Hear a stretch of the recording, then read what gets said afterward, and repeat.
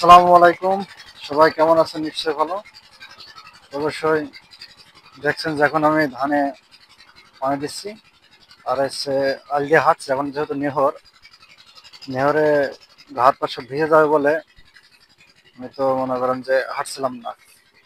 এখন হাঁটতে হবে, কারণ হচ্ছে পানি হয়েছে কিনা, প্রায় মেশিন চলছে 20 মিনিট মতো, হয়তো পানি হওয়ার মুখে। সেক্ষেত্রে এখন দেখতে হবে। দেখেন ধান কিন্তু জায়গায় জায়গায় একটু হালকা কটা ধরানো হয়ে গেছে। তো আজকে পানি দিলাম 4 দিন পর, আর এই ধানগুলো দেখেন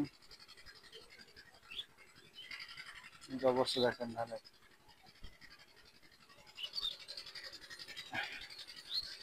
কিছুদিন আগে ধানে কিন্তু খুব মাজরা লেগেছিল।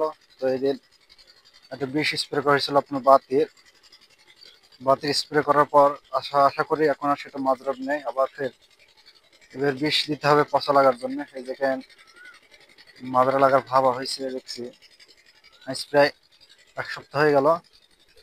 আপাতত এখন ধানে পচা লাগা বিষটি স্প্রে করতে হবে এবং মাজরা বিষটা স্প্রে করতে হবে, তাহলে দেখা যাচ্ছে ধানের শীষ বেরোনো অব্দি আর কোনো মাজরা লাগবে না।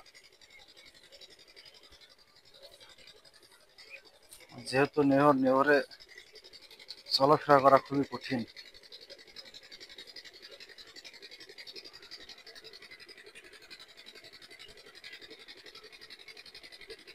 আর যে ধান দেখছেন এটা হচ্ছে আমার বিধান 89।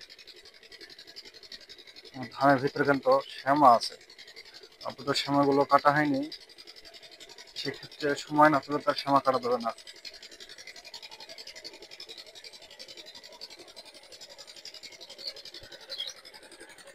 ধান দেখা যায় কটা হয়ে আছে।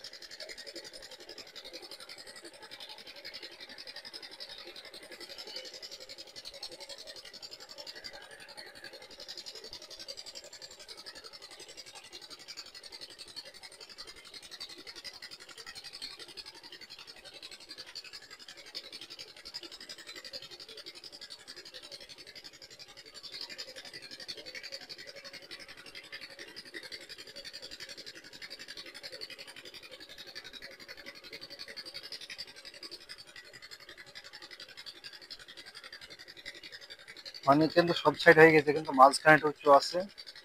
মাঝখানে উঁচু হওয়ার কারণে দেখা যাচ্ছে পানি একটু তুলতে কষ্ট হলেও আর 10 মিনিট পানি ধরে দিলে দেখা যাচ্ছে সবচেয়ে ভালো হয়। সেক্ষেত্রে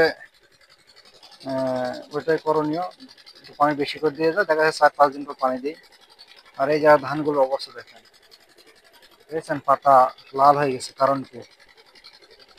ধানের কিসের সমস্যা? ধানের কিন্তু একটা সমস্যা আছে। তো ওই জন্য আজকে অনেক সার দেওয়া হবে।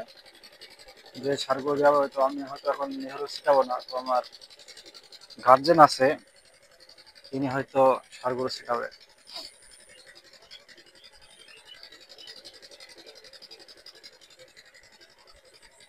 তারপর তার 10 থেকে 15 মিনিট মতো মেশিন চালাবো, তারপর আর চালাবো না, যেহেতু ধান পানি হয়ে গেছে। দেখেন পানি, দেখেন ধানে পানি লোড হয়ে গেছে।